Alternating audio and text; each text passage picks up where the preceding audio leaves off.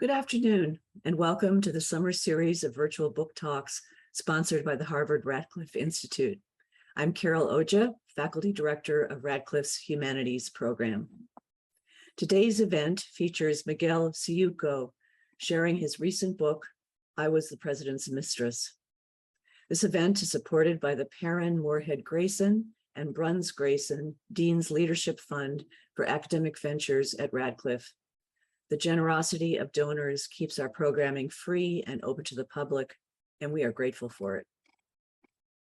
Today's featured guest, Miguel Syjuco, is a Filipino author, journalist, and advocate for civil society, a transnational writer, educated in the Philippines, Australia, and the United States.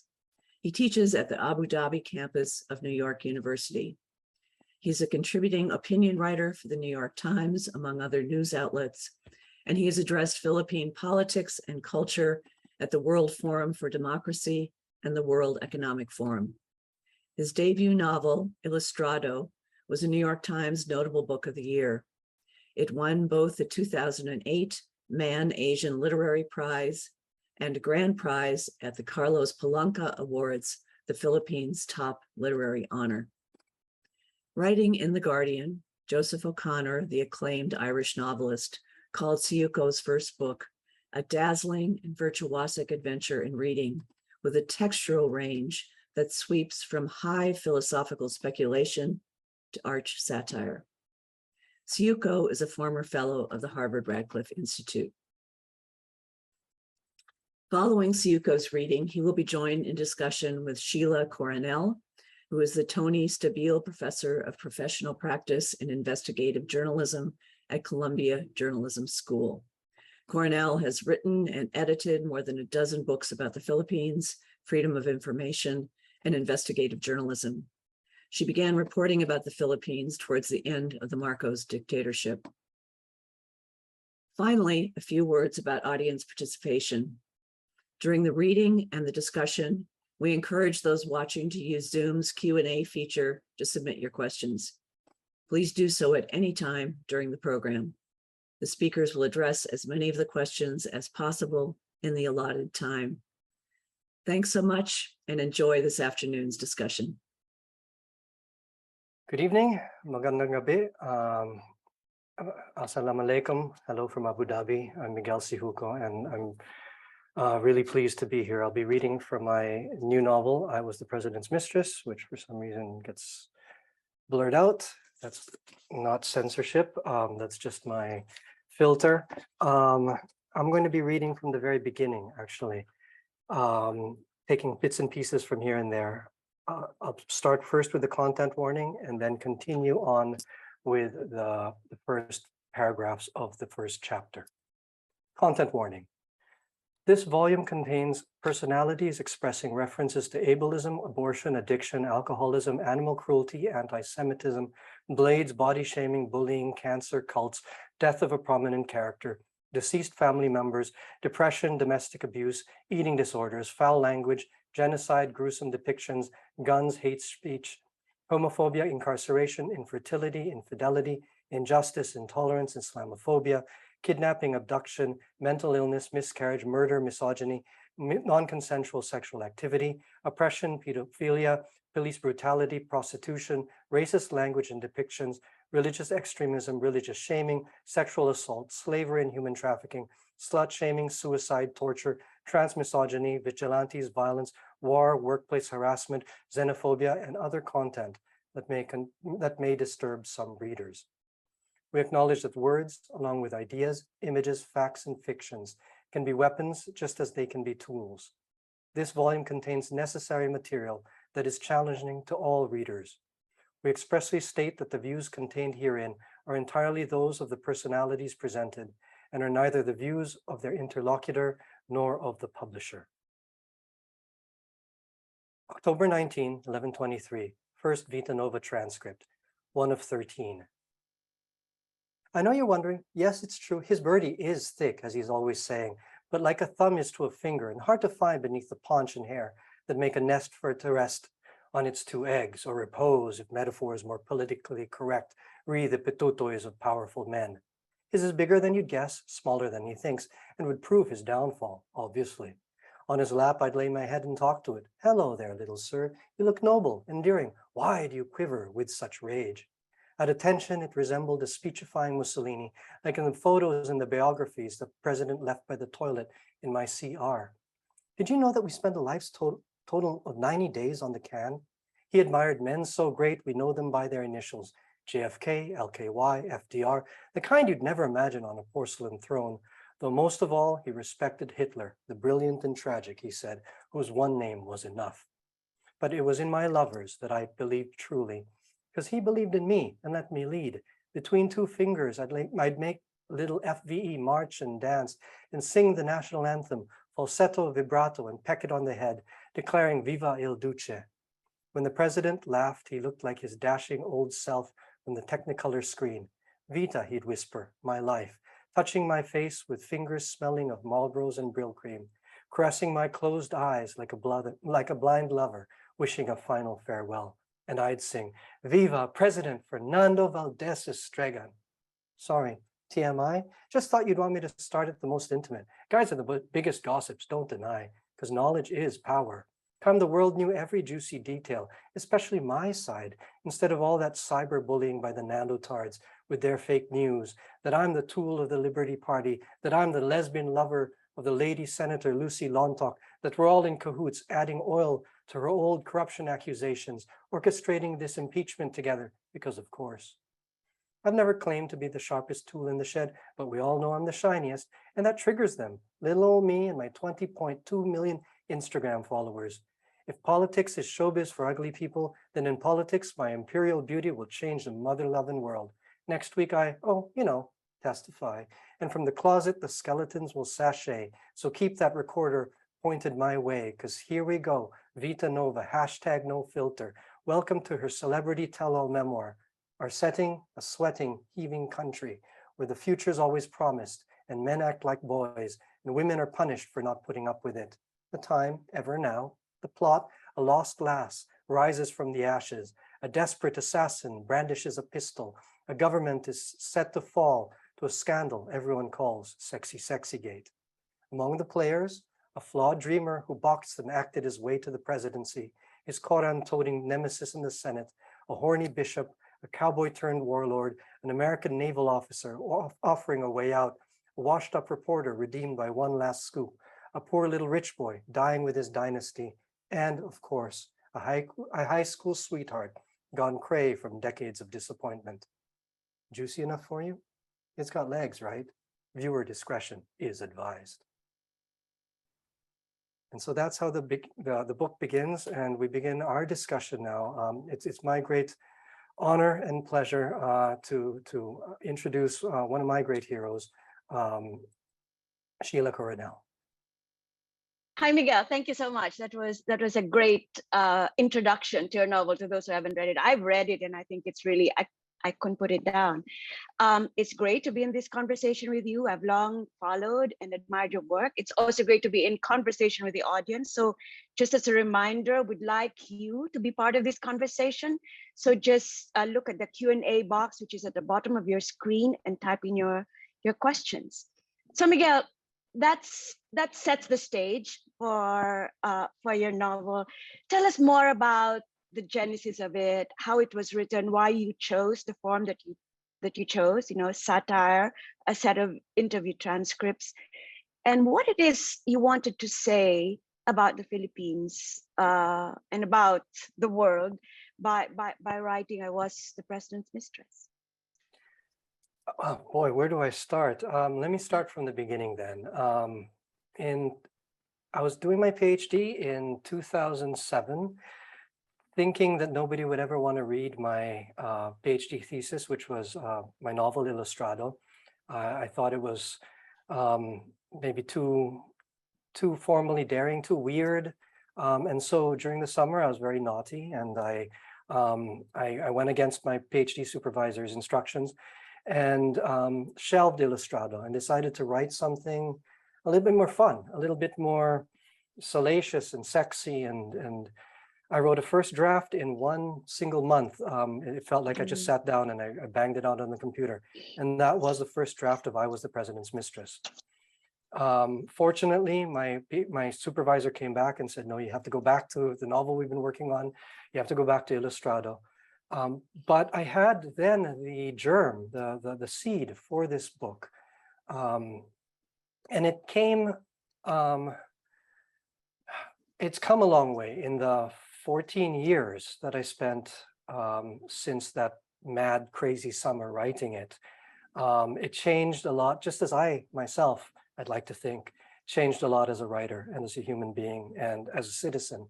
And I don't use that last word lightly, and I think we'll talk a little bit about that more. And the book is a series of transcripts because as a novelist, I grapple with this idea that a lot of the stories, we're telling similar stories over and over and over again. And I believe that to freshen it in using the novel form, and I'm obsessed with the idea of the novel being the novel. It should be novel, it should be new.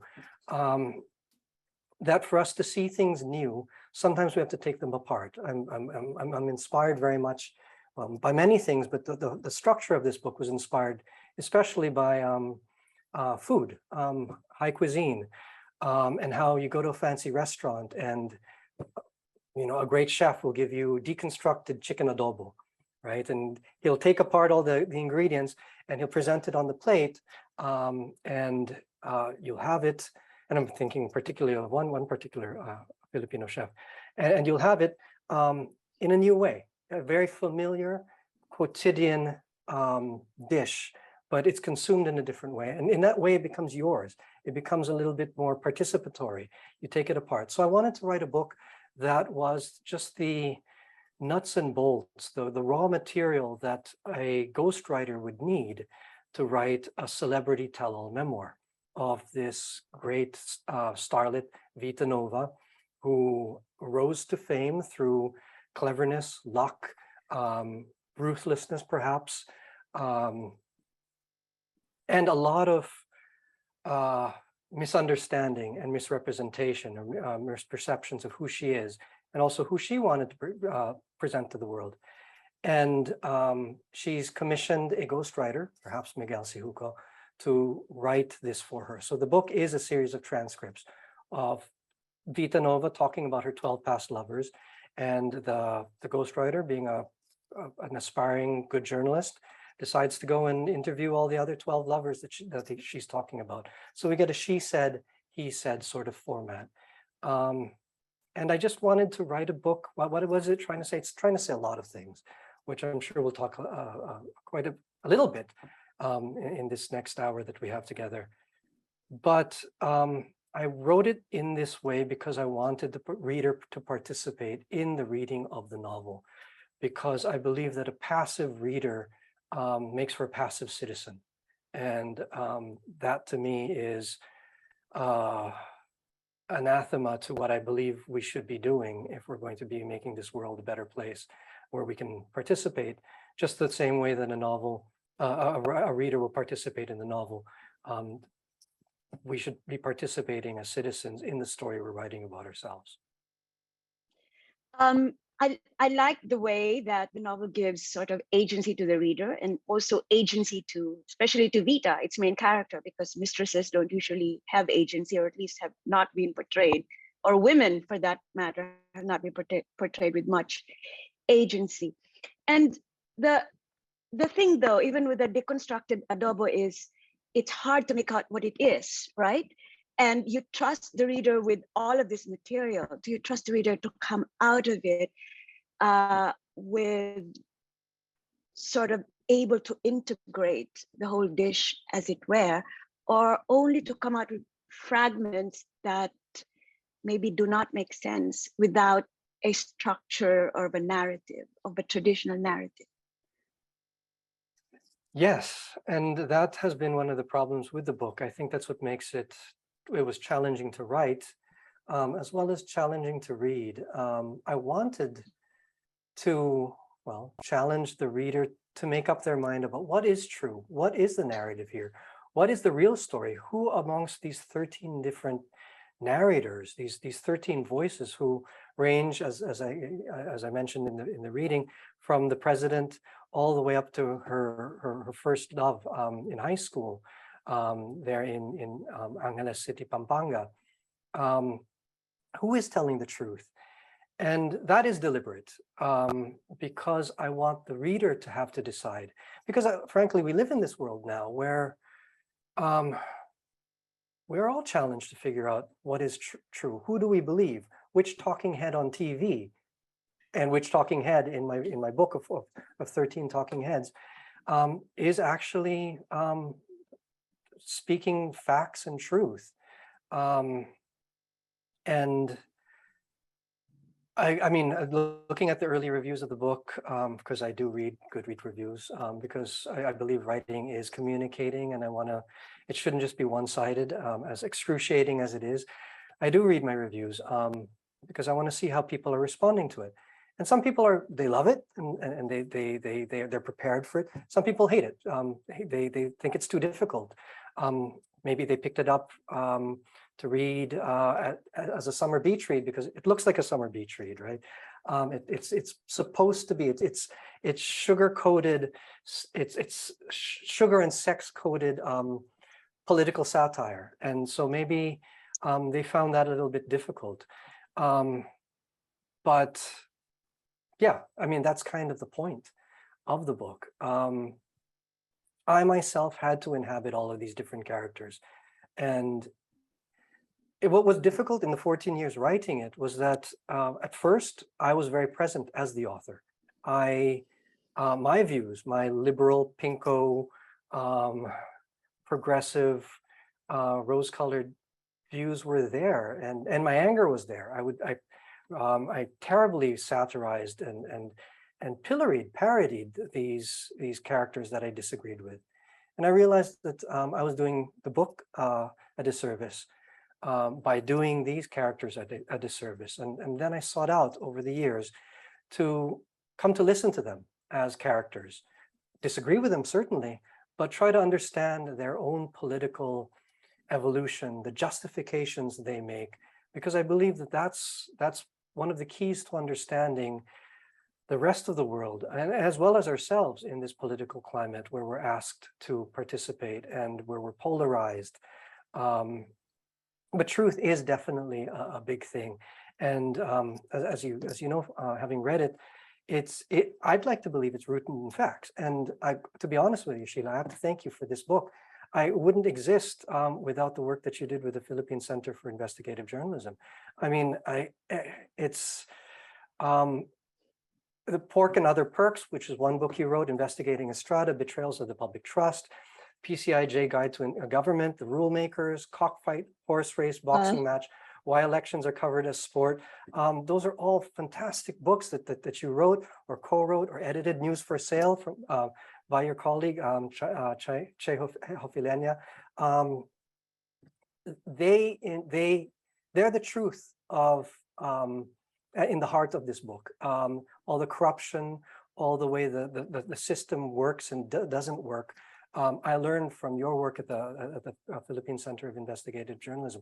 So the book, despite it grappling with truth and being fiction, I'd like to think is rooted in fact, very assiduous and professional fact that only journalists of your caliber, that you and your colleagues can do, put down into books. I read and then tried to create into something I guess a little bit more, I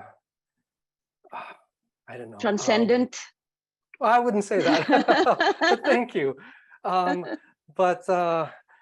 Cheap, I guess. Well, a lot of those, I mean, reading the book is really very familiar to me. It's like reading newspapers from the Philippines for the past 10 or 15 years. And I like the way you put yourself in the shoes of each of these characters. But what I'm wondering though, and I feel this about journalism, is by reflecting so many sides as well of a story, whether the ultimate message we give our readers is there are many truths, but in the end, truth is elusive, and we'll never get to the bottom of things, and that it engenders, rather than a sense that something should be done, but a sense of cynicism and a sense of withdrawal from the public space, and seeing all of this as just entertainment and spectacle. Yes, yeah, and as we see in Philippine politics, you wrote about that, about how it's covered as sport, or a political scene. Yeah, I worry about this idea that there are many truths.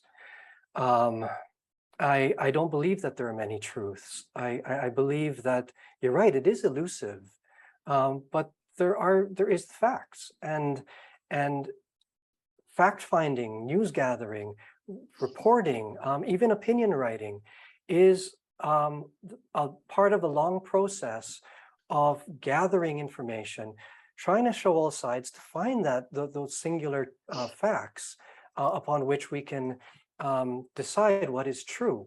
And ultimately, I think what's happened, though, is that, as you know, people don't understand the process anymore. They want easy sound bites that can fit into a tweet or a TikTok video or a YouTube explainer video with entertaining infographics and music and a lot of emotion that appeals to their anger, when they don't understand that journalists get things wrong. That's why there are corrections and clarifications. That's why your colleague and another one of my great heroes, Maria Ressa, is now being persecuted in the Philippines for, and her colleagues at Rappler, for revising, for correcting a story on Rappler, correcting a typographical error, which suddenly made it so that the law that was put into place was retroactively used to prosecute them, all because they changed a typographical error. And that's crazy, is because they were doing a service for accuracy. So this idea of constantly finding truth is so important, and ultimately people get, I think, journalists, writers, historians, Dr. Fauci, expert scientists, researchers, academics, they get attacked because they understand that objectivity is an ever-moving thing, and that's what I tried to get at in my book, through the fiction, that you do have to move through this book and all the different panoply of facts, and decide for yourself what is true. The same way that all the other truth seekers that I mentioned are doing as well. Miguel, let's pull back a bit, but I want to go back to the sex, but we'll do that later so that we keep the audience. I have to pull back a little bit into the role of the novel, especially in the Philippines. As you know, the novel has been part of our history, of our imagining, as Ben Anderson would say, of our imagination of ourselves as a nation, and the role of print and novels and newspapers at that time, in the late 90s, early 20th century, was very important. But now we live in the age of social media, where truth becomes mangled, manipulated in many different ways. What is the role of the novel now? And how is it different from the role of the novel in Rizal's time? Novel in terms of writing the story of the nation, which I think you are trying to do both in Ilustrado and I Was the President's Mistress. How is it different? How is it the same? I think the novel is and always will be, every single novel I see as one brick that we put into the foundation of that edifice that is the story of the nation. So Rizal did it. You've done it. I'm doing it. Every book we write about our country and our history is part and parcel to that larger story. But I believe it's changed. I think Rizal at the time saw the novel as the TikTok of today, to be honest. The fun, easy, emotional, relatable medium.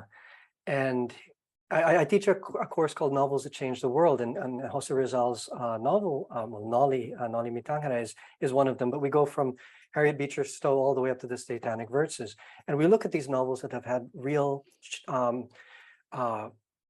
discernible change, launched revolutions, changed public policy, brought people into the streets, that sort of thing. And ultimately, these novels have all, well, they created change through luck, greatly, but they did it by telling the very human stories. And that, I think, is these human, timeless stories that don't fade away after, the scroll of Twitter, or the ephemerality of a TikTok video. So I believe that Rizal went from using the most cutting edge storytelling medium of the time, and now the novel, as I'm using it, is to provide some sort of anchor, I hope, of these stories that even though the novel doesn't have the cultural currency, even that we had back in the time of Norman Mailer or Susan Sontag, which was just a generation ago, I still believe that the novel is that important artifact, that cultural artifact, because of the way it connects on such a deep and immutable way with the reader. And that's why I continue doing what I'm doing, although I continue doing what I do. But at the same time, I for some years I shelved it and I started writing opinion pieces, and I tried to get back into journalism, which I did when I fresh out of college and fresh out of my master's program. I was worked in newspapers, and after the novel came out, I thought, great, fantastic, I'm going to be a novelist.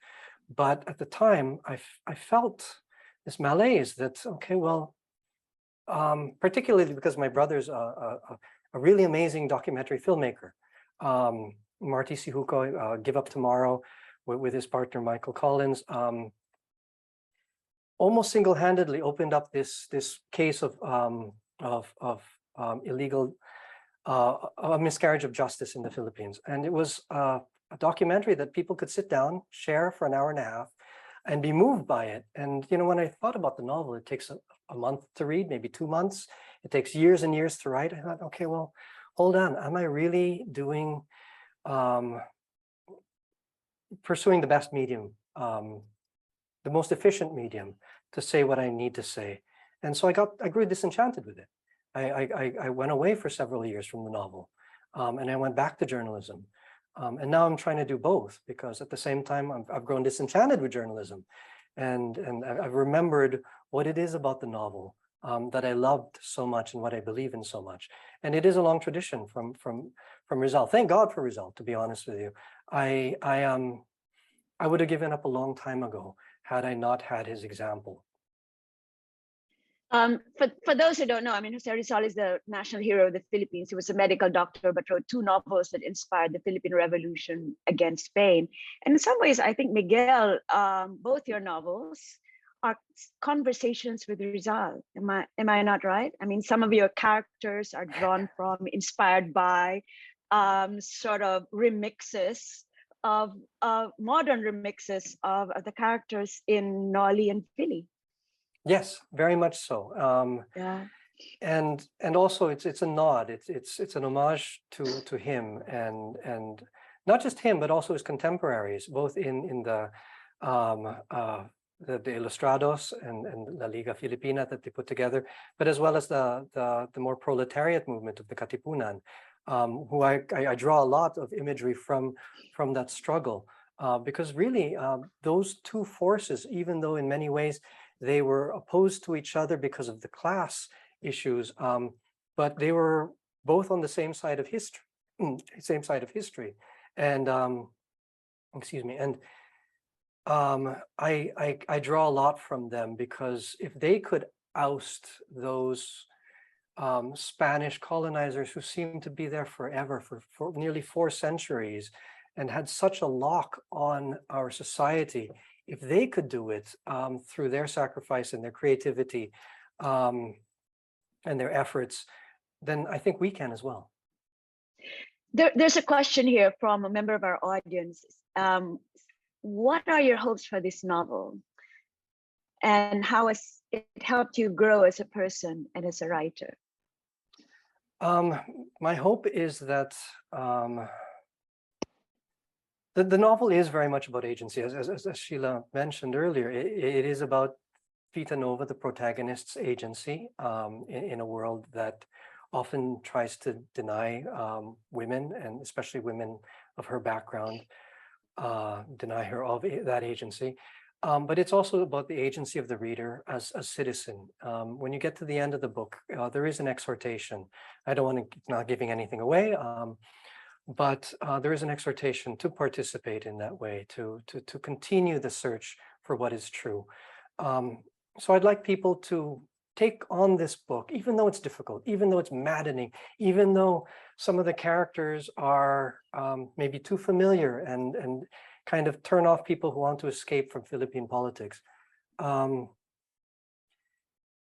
mean, on the surface, that I'll tell you, my absolute cheap dream for the whole thing is that Barack Obama will read it and love it, and make it one of his favorite books, because I'm convinced he will. I'm absolutely convinced he'll love this book if he would give it a chance. So, you know, I've tried to send his publicist a copy and all of that. I'm hoping it gets on his bookshelf. But I mean, that's all to say that I'm hoping people will read it and talk about it and engage in conversation about the book, but also about the issues that are raised in the book, first and foremost, and last of all, to be honest. That's what I'm trying to do with it. But you know, it's my second novel. It took me 14 years to finish. I'm just glad it's over, and I'm looking forward to writing the next book. I feel I was seized by the second book syndrome. So what I'm hoping is that I've got another book in me that is as big as Ilustrado and is as big as I Was the President's Mistress. Because I'd like to think, if I may speak frankly, I think these are pretty big books. At least they were to me. And I imagine from what I've read, they're big books to readers. And I hope they create these big conversations, as difficult as they are. Since you brought up the third book, Miguel, there is a question here about the third book. I mean, in one of your earlier talks, you spoke about a trilogy of books, Ilustrado being the past. I'm guessing All the President's Mistress being the present, and the next one would be the future. Is that correct? Absolutely right. And the future is coming quickly. So I got to write it. I can't take 14 years to finish this next one. But it's very much, excuse me, I'm getting over COVID. So my cough is a little persistent. And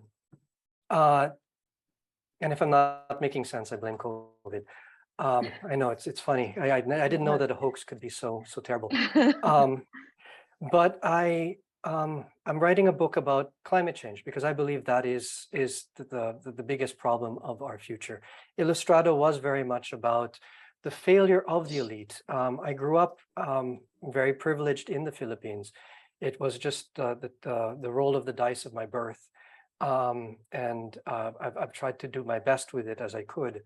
And I tried to do that with Ilustrado by really looking at the failure of the elite to create a country that is more fair and prosperous, as it should be. I mean, we're a very rich country in terms of resources, but we're a very poor country in the way those resources have been shared and managed. So that was Ilustrado. President's Mistress was about the present day. So it's written, you know, very colloquial. A lot of the issues there. It was really funny though, is that I wrote the first solid draft in 2014. I finished it at Radcliffe, there in Cambridge. And at the time, the book dealt with racial inequality. It dealt with incels. It dealt with conspiracy theories. It dealt with, there was no Me Too movement yet, and it dealt with a lot of those issues. And had I been able to finish the book, it would have maybe been seen as prescient rather than kind of, well, old, done already at this point in 2022. But that's the funny thing about writing about the present, is that it very quickly becomes the past. But I needed, I think, to grow as a writer.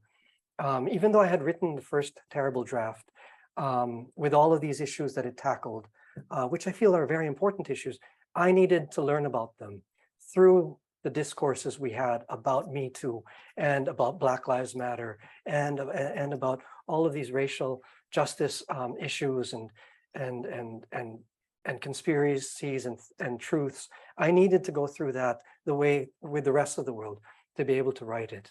And now I'm finding I need to understand and also not be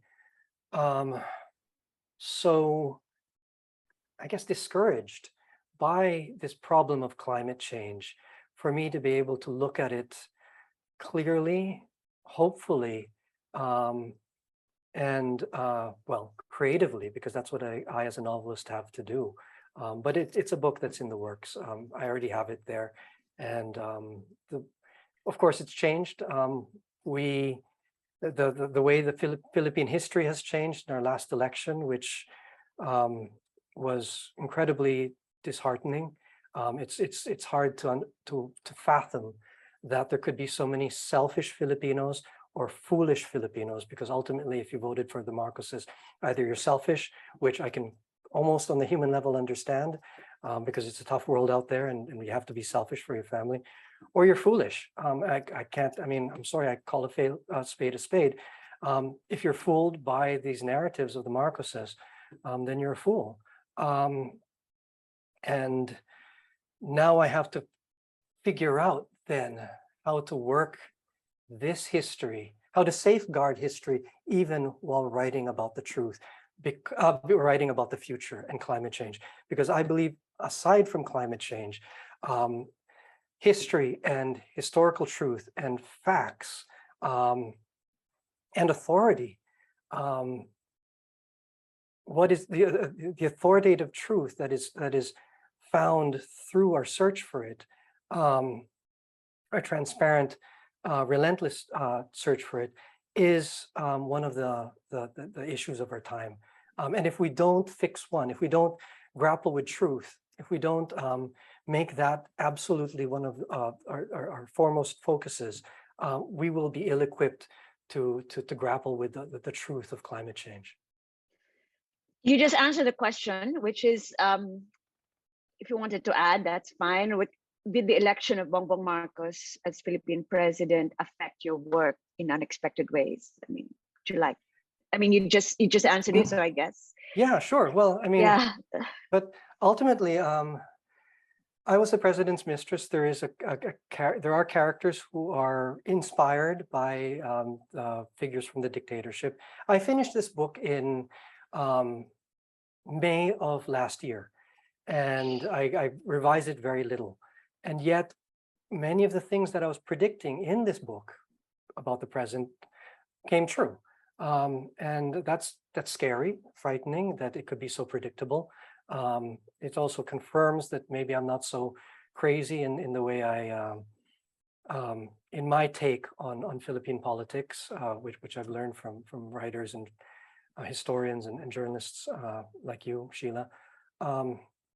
But it scared me that so many millions of Filipinos can be so wrong.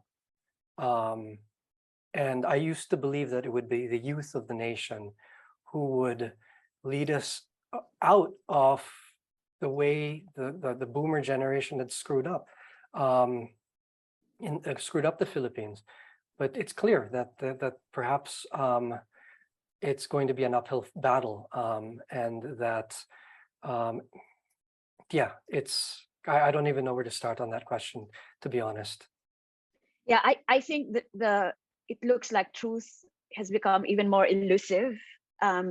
as we saw in the last election, and that history itself is an area of contestation in the Philippines currently, perhaps more than it has ever been, maybe since the 1960s and 70s, when we were rethinking our history. And I think that affects the work of journalists, of writers, of educators.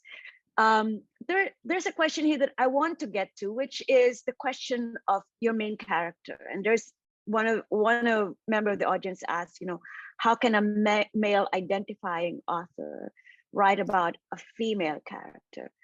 And then also let's talk about the female gaze and the male gaze, and how you've come to grapple with this contradiction. That's one of the reasons why it took a long time to write the book. I finished it in 2014. I presented it at Radcliffe at one of my talks. It's on YouTube. And afterwards, in the Q&A section of the discussion, it was torn apart, and rightly so, by a lot of the really insightful feminists from the Radcliffe community. And it gave me pause. It really forced me to grapple with the male gaze. I do believe that novelists should be able to inhabit all sorts of characters. I have a character here who's an African-American former soldier. I'm neither African-American nor a former soldier. I have a character who's a very lustful priest, and as lustful as I might be or have been. I haven't been ordained, not yet.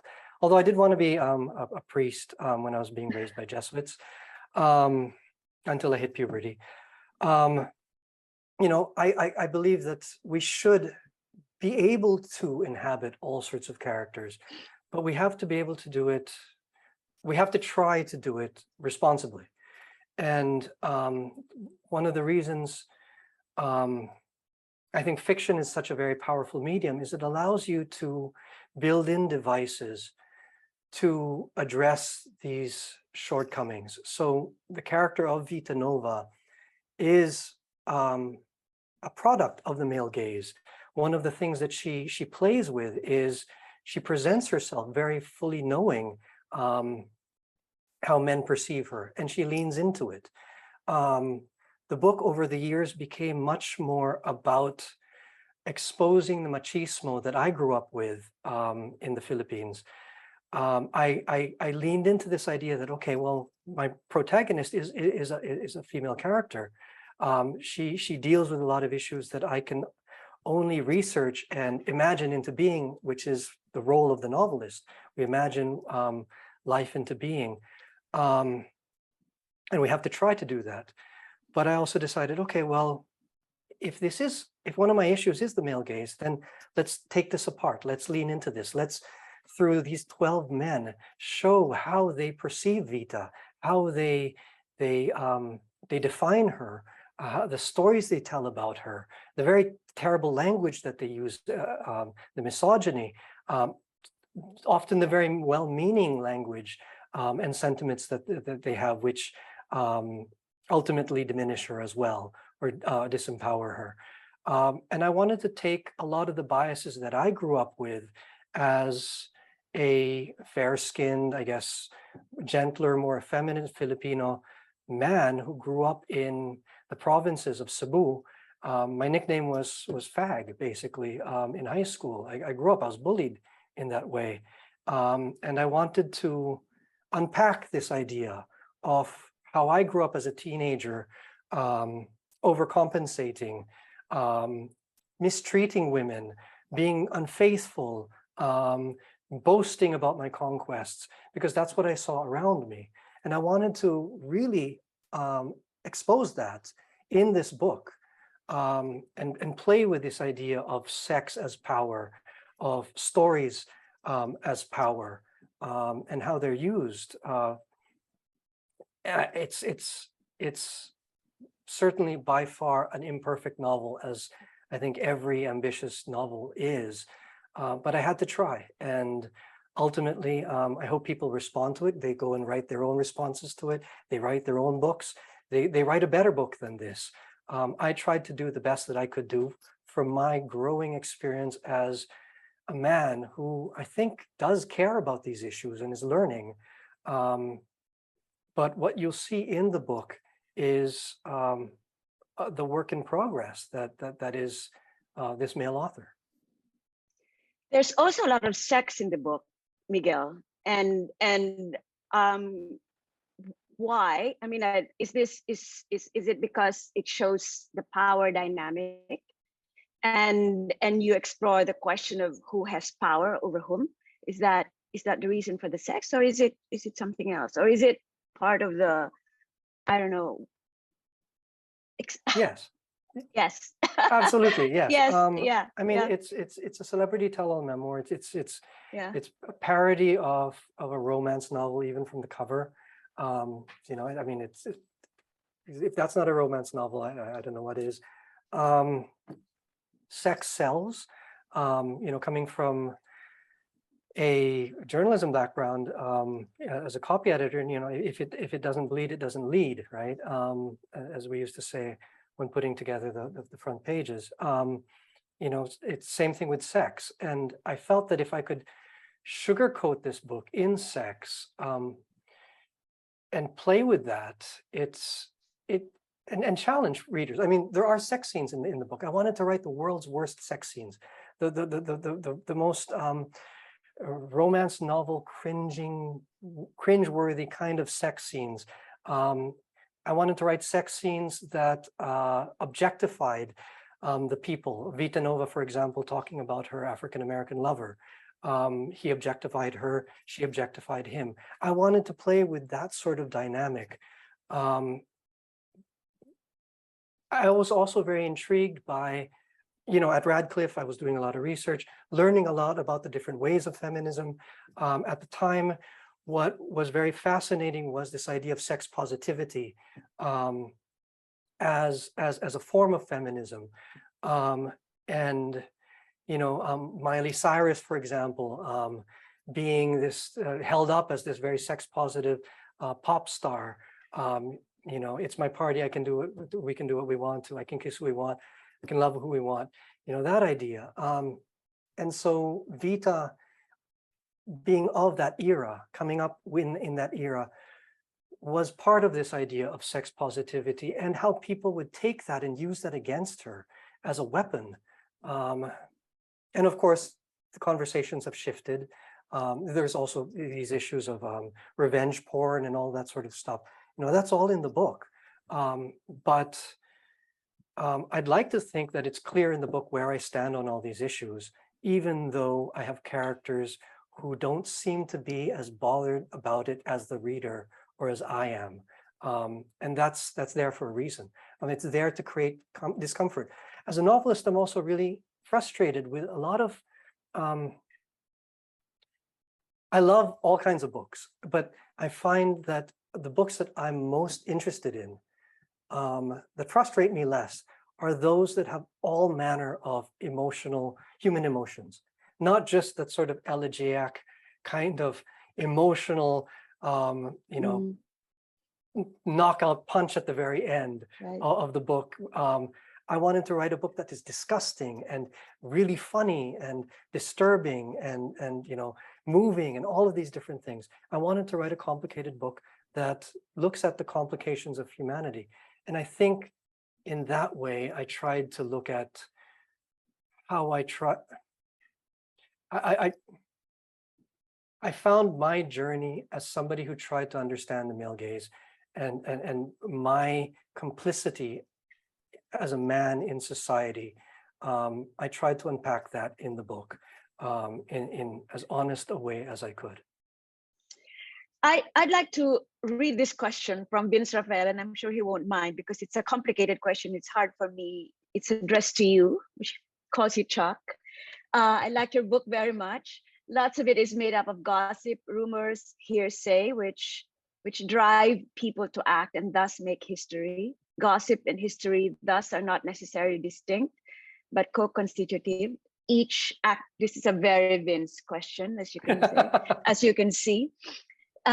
Each acting upon the other to produce important social and literary effects. Vince brings up the question of truth. Is history, like the novel, about truth? Very much a pertinent question today in the US and in the Philippines and many other countries. That's me, by the way. Or is it about, as you imply, possible versions of the truth? If so, how do you adjudicate among these different versions? How do we move towards less naive, more thoughtful discussions of truth? Finally, what do you think is the relationship among truth, power, and justice? Wow. Huge questions, yes. And you have a couple of minutes to answer Oh, that. 'Cause already? we have a Wow. couple more for the audience. Holy cow. Okay. No, we have about 10 minutes to go. Oh, But okay. yeah. Well, I'll try to do that in less than 10 minutes then. Thank you, Vince, for that question. I'm so honored and moved that two of my heroes are here conversing with me. Thank you both. Ultimately, I think what I hope for the book and truth is that the reader will come out of this with having been forced to grapple with their own understanding of what is true. And that, I think, is the best that I can hope for through this process. I think through my journalism that I do try to seek truth, but through my fiction, I try to lead the reader towards finding their own truth and challenging them in that way, because I think that is really, really important. I think ultimately we come into every book, come into every day with our fixed, concrete grasp of what our truth is. And if you can read, if a book can shake people up into confronting their truths, rethinking their truths, even if it means reaffirming their own truths, the same truths that they had at the beginning when they set out reading that book. But if it can just challenge them to rethink it, it's a very Jesuit thing, isn't it? You doubt your faith so that you can affirm your faith. But ultimately, that's what I'm hoping to do, because it's so incredibly important is in this day and age. Ultimately, what we're seeing, I think, now is that there's a very populist thing that if enough people vote for it, then it becomes true. Stop the steal. Enough people voted for Trump, therefore it must be true. Enough people voted for Marcos Jr. So therefore, what he's saying about it must be true. That's bullshit. That's not true.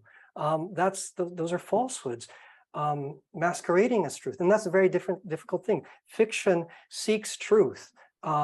Lies seek to disrupt truth. They seek falsehoods, and we have to maintain the distinction between those two. I'm really very concerned about what's happening, particularly in the Philippines. I was reading an article today about how 2 mayors in the Philippines have decreed that city workers now have to, on the pain of being prosecuted or fined, they have to smile. They have to smile. So no longer is it the responsibility of our leaders to create a working environment where people actually are happy enough to smile. Now they're decreeing it. And I think that shows how Orwellian we've become, because instead of actually trying to fix issues, we're just mandating it from above. It's I'm going to shoot the drug dealers instead of trying to cure them. And that's how authoritarian we've become, where people believe that they can use power and the power that they've been given through the votes to dictate truth, certainly, what happened during the Marcos dictatorship and the legacy of their corruption and theft, but also dictate people's happiness. They'll say, you smile or you get fired. I mean, it's crazy, the kind of world we live in. And at the heart of that is what is true. Are those people truly happy? Then they'll smile. There are a couple of questions here from Americans, because you talk about the Philippines, and Vince definitely references the Philippines, and so do the other questions. But there are two here who see resemblances to what's happening in the US and elsewhere. And there's someone here who says, it seems that this is a novel about the US, or recognizable to people in the US. And how much did you have Trump in mind? So, we live in this sort of autocratic moment, and your book does address some of that. Would you like to comment on what you were writing about, really? Yeah. Is this a uniquely Philippine or universal experience? Yeah. I think it's absolutely universal. And, ever since Trump lost, I try not to think about him too much, but ultimately he's there. And I didn't think he'd win, and yet he won, and so therefore fact became stranger than fiction. But you know, if you want to talk about a myth maker, a liar, who uses populism to take over, there you go. But I think it's the dictators. I mean, Trump, bless him, he was such an incompetent that he failed. But if he was smarter and better, he would have been he would have been, you know, if he was a Putin or a Marcos, he wouldn't be where he is now. And so therefore, I think the dictators' mandate first and foremost is to start to control the narrative, to control truth, to control what people perceive to be true. And I think this is a very universal thing. I've always believed that the Philippines is the canary in the coal mine for global democracy. We're Asia's oldest democracy. We're patterned very much after the United States and their system of government. And yet we've seen it become what I call a dictatorship of dynasties, where you know, just a few families control the legislature, governors, all levels of government. And so we've seen mass capture of the systems of government and checks and balances. And we're seeing that now. I'm seeing it just reading American news. We're seeing it happening steadily, and it's not actually being arrested. It's continuing, and that is really, really worrisome. But we're also seeing it in Russia. We're seeing it everywhere else, right? So it is a global problem, but it's something that we need to fight. And the United States, because the institutions are still strong, because you still have a chance, you gotta fight it. So that goes back to the question of the relationship between truth, justice, and history, right? I mean, by the novel, though being fiction, is a way of asserting truth. Is that what you're trying to say, Miguel? Yes. Yeah. And you know, for example, if we take the example of the victims of the Marcos dictatorship, there will be no justice until there will be no justice if the truth is taken from them about what happened to them. And books, novels, news, history, these are the tools that we have towards finding that justice, to answer Vince's question and this broader question. There will never be justice without truth. There is one question here, and we have a couple of minutes, and it is, who is your presumed reader? Who do you think will be reading this book, and where do you see your place in world literature? I mean, 2 minutes, 1 minute. Besides Barack Obama, honestly, I try to write for everybody. I believe in writing books that Filipinos will get things that international readers won't, and international readers will connect with things that maybe Filipino readers won't. I believe that a novel can be capacious enough to do that. Ultimately, I'm not trying to write for everyone anymore. I used to. I thought that was the most important thing. But I believe that those who like my work, those are my readers. Those who connect with my work, those are my readers. I'm very lucky because in Manila, I'm taught in universities and high schools, and they are able to engage in conversations about the book over the course of a semester or several weeks. Those future leaders of our country, I hope, those are my readers, and those are the people who I care about most. But really, it's just I'm just trying to have a conversation with everybody. I want to mention though that Sheila, 20 years ago, when I first came to study creative writing at Columbia, you very sweetly brought me out to lunch. You had also, I think, just started as well at Columbia teaching. And I remember we were talking, and you took me to task quite firmly. I said something very, very twee about how the problem in the Philippines, I reduced it to something simple that I could understand. And you said, that's very naive. You said it very firmly, but very gently. And you said, that's very naive. And you schooled me. And it was that conversation and that embrace of complexity and nuance that really started me off on the course of being a novelist. So I just want to thank you for that. And kind of just reiterate that that's what I'm trying to do in this book. I'm trying to embrace complexity and nuance in this world where we've oversimplified things to such a degree that they're now two sides of the truth, and that's tearing us apart. Well, thank you, Miguel. I think you've really succeeded in this book and in Ilustrado to provide that complexity and nuance. I'm afraid our program will have to come to a close. Thank you so much, Miguel. Thank you so much to the audience. This concludes our program for today. This has been such a moving and thoughtful conversation. And today's program has been recorded and will be posted on the Radcliffe website in about a week. For information on upcoming Radcliffe virtual programs, including other book talks this summer, and to see videos of past events, please visit radcliffe.harvard.edu. Thank you again, Miguel, and thank you for joining us today, and take care, everyone. Thank you.